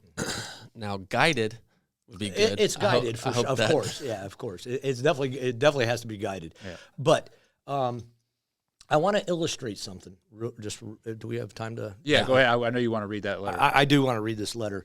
So this thing's called the Western Watch. My wife is part of a unit within their unit that they do, like, threat analysis stuff and things like that. So, but they put this out. They used to when we were in Vegas, and they had asked her to for 1 month. They said, can you write something that's, like, motivating and stuff like that, and it's not, all terrorist this and threat that and blah blah blah. So this is called Pets and Mental Health. And I'm just trying to sum up everything that we kind of put into light today. And so I got to use my cheaters because life is rough. Yeah. She goes, the bonds between humans and animals are powerful, and the positive correlation between pets and mental health is undeniable. Pets and mental health go hand in hand. The bonds between humans and animals are powerful, and the positive correlation between pets and mental health is undeniable. According to a 2015 poll, 98% of pet owners think of their animals as members of their family, me included. We've got dogs and the horses and everything. This is true no matter how old we are. Research validates the benefits of pets and animals of mental health and the benefits that have been proven by many scientific studies. Animals help with depression, as we talked about, anxiety, and stress. They provide companionship and ease loneliness, which is so important, so important. The first research on pets and animal health was published 30 years ago. Psychologist Alan Beck of Purdue University and psychiatrist Aaron Katchner of the University of Pennsylvania conducted the study. They measured what happens to the human body when a person pets a friendly dog. The result? Decreased blood pressure, heart rate, muscle tension, along with more regular respiration, and these are all signs of reduced stress. So if you go into a pen with a horse that's never been touched and you're afraid and you're tense, you're never going to get anywhere near that horse, ever, because they sense that automatically. That horse is telling you, calm down, deep breaths, combat breathe, relax. And when you do, you visibly see the horse do the same thing. It's one of the most beautiful things that you'll see. So I'll carry on. The researchers had discovered physical evidence of the mental health benefits of pets. Since then, scientists have discovered much more about the connection between pets and mental health. Studies around pets and mental health show that petting and playing with animals reduces stress-related hormones, and these benefits can occur after just 5 minutes of interaction. Playing with a dog, cat raises our level of serotonin and dopamine. These are hormones that relax the nervous system. And you can tell my wife wrote this because I can't even spell these words, barely can pronounce them. When we smile and laugh at our pet's behavior, that helps stimulate the release of the happiness hormones. Furthermore, the sensory act of stroking a pet lowers blood pressure. As a result, animal-assisted therapy programs have become an important part of mental health treatment. The term pets is not just associated with dogs and cats. Since the 90s, mental health programs have incorporated equine therapy programs. So it really hasn't been around that long. But people that have always owned horses understand, like, those horses help you relax. Equine-assisted therapy actively involves horses in mental health treatment. The human-horse connection allows people to address emotions and issues. They do this through a powerful, direct experience of nonverbal communication. My husband and I have owned and operated a nonprofit organization called Funny Farms Mustangs since about 2008. We gentle wild horses, referred to as Mustangs, and burros. Burro, for those that don't understand, is the Spanish for donkey.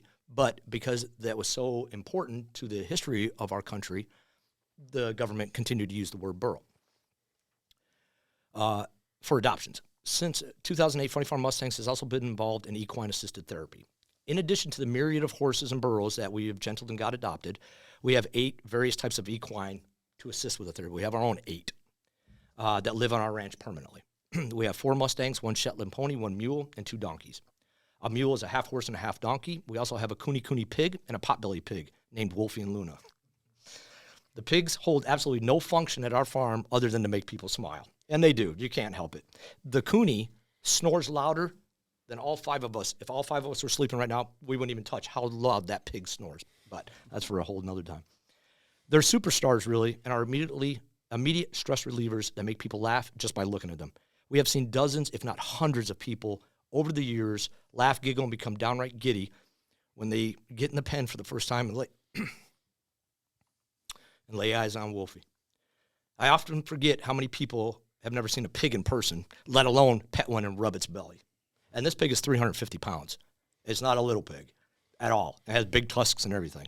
If you were not aware, pigs love belly rubs and flop over like they're fainting, like he does, so don't put your foot there. Any stress or anxiety you have before you laid your hand on these beautiful creatures simply evaporates.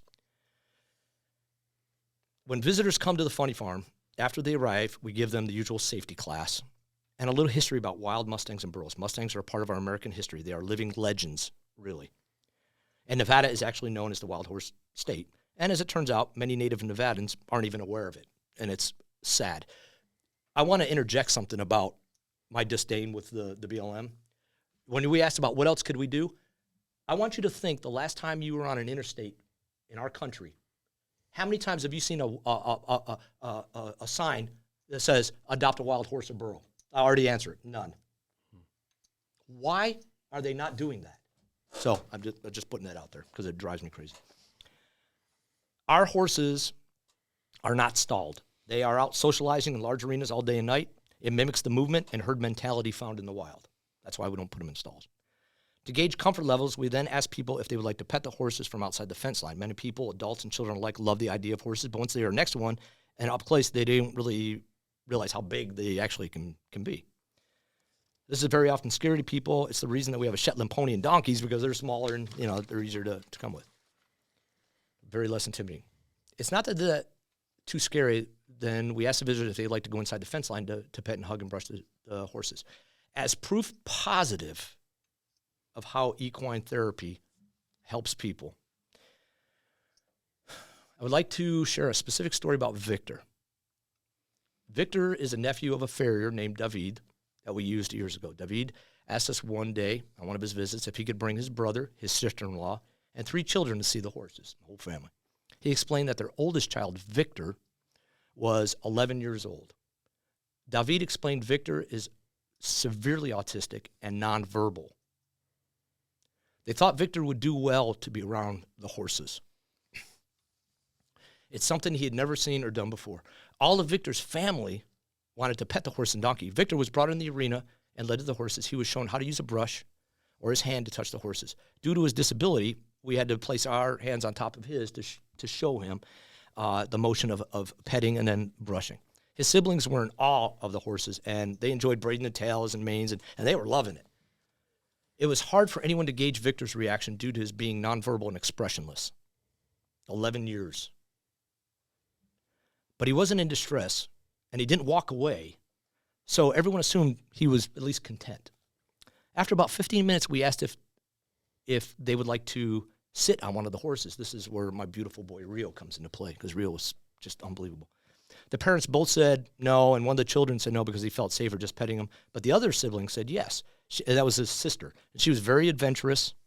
Also asked her parents if both she and Victor could sit on the horse together, and so that Victor can enjoy a ride too. Everyone kind of looked at each other and wasn't sure, so Victor's sister took hold of his hand and led him to Rio. Rio was one of our oldest and most gentle Mustangs. He also had a smaller stature, which made him less intimidating, and he was very good with children. Victor's sister got up on the mounting block and threw a leg over like she owned him. This was just like a little girl, too. She sat behind the saddle, and then Victor climbed up, and we got him into the saddle in front of her. His sister held on to Victor as he held onto the pommel, which is the front of the saddle. And he put his feet in the stirrups. As my husband led Rio around the arena by a lead line, I walked alongside the horse and to the side of the kids to make sure Victor and his sister were okay and safe. Victor's sister was thrilled. Her parents were excited. And the younger brother was watching with his big eyes, smiling and pointing and laughing, but was still too scared to try it. Their parents were taking lots of photos with their phones, and after about 10 minutes, Victor's sister wanted to get off of Rio so she can go brush the other horses. We helped her down. Once she was on the ground, we turned to Victor to help him off. And without any indication of what would happen next, when we went to help Victor down, suddenly he muffled a clear no. Came out of Victor's mouth. It was loud. It wasn't loud, but it was loud enough that 4 adults and 2 children also thought they heard it, and everything went silent. Victor's parents and sisters told Victor it was time to get off the horse, and Victor then clearly said, no, followed by the word solo. This time it was louder. All of us heard it. Time suddenly stood still as we were in shock, especially because of his parents. All of a sudden, Victor said solo again, and his parents were such shock they immediately started crying, sobbing actually. Victor had never said a word in 11 years of his life. Never. We were all in such shock that we weren't sure what we thought we had heard, so we asked Victor if solo meant that he wanted to sit on Rio by himself. And it was the only thing that we can think of, given he had said no when he was told to get off the horse. Victor repeated, solo, and then shook his head as if to say yes. At that point, his parents were beside themselves. They were laughing, crying, hugging, all at the same time. They had no idea why. Victor had no idea why everyone was crying and laughing. He just wanted to be a cowboy in that moment. When his solo ride was over, his parents and siblings rushed over to him, and they just hugged him. Everyone, the parents, us, the kids, David, all remarked that it was the animals that had caused the effect on Victor. And to this day, we all get teary-eyed and smile when I think of that precious moment in time. It was beautiful. When everyone left, we gave all the animals some special extra hugs and affection and some treats. And it wasn't just a good day. It was an unbelievably great day. Mm-hmm. I apologize for it gets me worked up because if more people, more vets, more cops, more first responders, I hope they hear this and they understand the power of this. Because it's that friggin' powerful. That's the power of these horses. That's what they can do. And you know what? This was a quote-unquote wild horse. There's your wild horse. That's what a Mustang can do. Now, having said that, any horse, probably can do the same thing. But on that day, the Mustang was king of all the friggin' horses on this planet. That's amazing. It is today and still one of the greatest stories ever in our lives. And we've had many, many successful stories. But that day, the thought that this kid had never uttered a word, never uttered one word in 11 years of his life. And he says, I don't want to get off the horse. No. And then he tells us, solo, I want to ride by myself. Which, obviously we lead him, but he was by himself.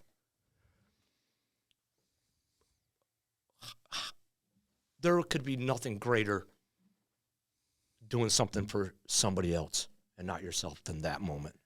That right there that's how our country is supposed to be for everybody. That's America.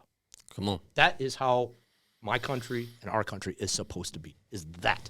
That's when you're doing something much bigger from above yourself. Everybody should be in that same like mind. Everybody. So. Yeah, Anyway, that I is wanted like to- an unbelievable, amazing story. And I'm glad you did read that letter. And Thank you. It's a heart. hopefully people listening can feel your passion, like the way I know me and Dave, for what you do, especially with these horses. Your passion for the history of these horses, and also, how dedicated you are to helping veterans, law enforcement, autistic kids. I mean, it's beautiful. It's awesome. I know I learned a bunch. Thank you. And it's truly an honor having you on. Thank you for my your honor. service as well. And same to you all. Thank you. Where can people find you if people are listening? They're like, hey, you know what? I want to get involved, or I want to try this out. 100%. A couple different ways. I have to caveat by saying I am the absolute worst tech person on the planet. I'm serious. I got a text with my big fat broken fingers and stuff, but you can email us at funnyfarmmustangs@gmail.com, funnyfarmmustangs@gmail.com. You can check out our website at funnyfarmmustangs.org. And we are on Facebook, Funny Farm Mustangs. Go figure. And we have and so please like it if you can go to it. And we have a YouTube channel that shows me working with a lot of horses. The cool thing is the last Mustang that I did before we moved from Nevada and moved back to the east is got a 5-year-old mare Mustang, and worked with her through the prison program out there, which is a different program. It's a good program though, and brought her back. And my close friend Scott Pastore, who is a Boulder City Police Department mounted unit officer, they wanted to do a Mustang and turn a Mustang into a mounted unit Mustang. And I was a collateral rider on my department for about 9 years with our mounted unit. And what a collateral rider is, you're not assigned to the unit, but you've gone through basic mounted patrol and advanced mounted patrol, and you're an instructor down there and stuff like that. Because like during New Year's Eve, you know, you got like 750,000 people. We'd like to bring the horses in. Well, they had like 9 horses, but only 3 permanent officers. So they needed a pool of officers that knew how to handle them in big crowds and stuff like that. So I did that for about 9 years. And so the last Mustang I did, I went to Boulder City. So they're using her now. Her name is Peg. She's a beautiful horse. So, Awesome. Yeah, and she's doing great. Do you have a place where people can donate or a link No, on your site? I don't know. If Okay. if It's I'm one of the things I need help with is Yeah. like a tech person type thing. But like I said, I want somebody. If somebody donates, that's great, and I appreciate it. But I just want people to understand that's not what this is. This is to get the word out. Oh yeah, for sure. This is a helping device that I have personally had to use. so just so people keep know checking funnyfarms.org. I'll help you with some Funny Farm Mustangs. Funny Farm Mustangs. Mustangs.org. That's our website. .org. That's and our pretty website. soon they'll have a donate. And we'll put the area on website at there. the bottom when this podcast comes out. We'll Okay. put it out there Oh, and that'd be post great. it. Yeah. That'd be Then great. Yeah. Dave just happens to be a genius at tech, Yeah. so I'm sure he can help you out. What I really need help is with that. Like what do I got to do? I have well, my wife and I we've got, I call them my surrogate adopted kids. So we got like 3 surrogate adopted daughters that are just amazing human beings. They're all horse people, of course. And but one of them, Haley has always helped me. She helped us set up the Facebook thing because I don't really know what to do. You know, she would like write these like beautiful like, oh, today we conducted training and these amazing Mustangs, and they use all these flowery words. Me, I'd be like, ugh, we did this and this, and you know, you can tell real quick. But they would do the pictures and they'd always do all the updates. So I'm horrible, but you can email us at funnyfarmmustangs@gmail.com. I do want to plug one thing real quick, or 2 things. Can I do that real fast? Just real quick. One of the most amazing human beings that I know is my brother Tony Godwin. He's a detective down at Garland Police Department. Russell and I just went to Toledo, Ohio a couple weeks ago. He got inducted into the National Law Enforcement Hall of Fame. He's an amazing human being. He is a senior detective in international crimes against children, and he runs a podcast called Catfish Cops.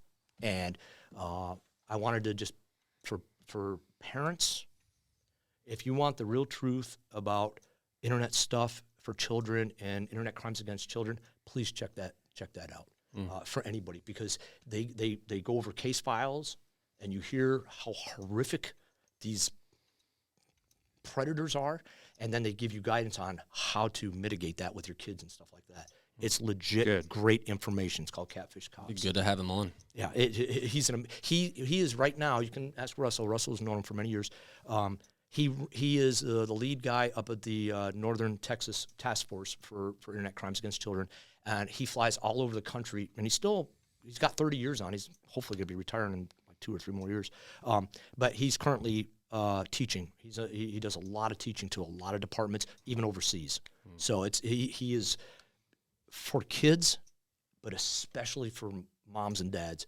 It's important work that they do, and he's put a lot of people in federal penitentiary for that. So I wanted to put that out there and just make sure that that you guys knew about it, because I know you support something like that. We'll put that. We can put because that you guys link got kids too and stuff. at the bottom. Awesome. Thank you, guys. Dude, thank you. So honored, man. So honored by this. What you can do is hold 2 spots, one for my boy up at Funny Farms to live there for like, I don't know. How many years can they live there? More than welcome. Anytime you want to come up. shoveling horse poop. Yep. Anytime you want to come up, you're more than welcome. I'll put them on the tractor, teach them how to drag, and I don't know, man. He may end up going out on the range with the Mustangs and living out there. Yeah. Hey, I wouldn't mind doing that myself, to be quite honest with you. He would like it. You know, you guys asked, like, you talk about donations and stuff like that, and it makes my stomach is. But one thing I started doing, I'm starting a thing called Funny Farm Forge, and I got an anvil, and my wife bought me a beautiful forge, and I've been doing a lot of blacksmith work. And what I want to do is I want to be able to post it like on the Facebook thing and say, hey, I'm only making like four things, but any money that, like, if I sell like these hooks for the walls to hang hats and stuff on, it's like whatever, like $15 or whatever. One, it's all handmade, straight up forged, straight off the forge, because I love burning metal and I love hitting metal, but 66% will go to Funny Farm Mustangs automatically. 33% goes to us, and only for materials, booth fees, taxes, whatever, no salaries. Just like now, no salaries. And I wanted to, you know, if there's something that maybe you can tell me what to do or how I do that or whatever. I have no friggin' clue about any of it. So, but I think that's a good way to bring money in without me having to ask for money. Yeah. So if you're a front-end web developer or you're a social media manager of some sort, you could. Am I? No, I'm saying I don't even know what if that you're meant. watching and you are one, What? then you could post down in the comments and we'll get you connected with them. Yeah. They could help out People a lot. will reach Where's out. the comments at? You have We have a messenger, right? Yeah. He's talking about a show. Yeah, on the show. Yeah. I'm sorry. All We got good, you. I brother. don't know, man. I'm right there with you. Believe me. Yeah, we got you. Yeah, I appreciate the technology. I love it, but I'm just like dragging the knuckles, man. So Awesome. thank you guys. We're so very No, honored. I thank you, appreciate man. everything. Thank you Honored so to have both much. on. All right. Out. Out. Oh, that was awesome.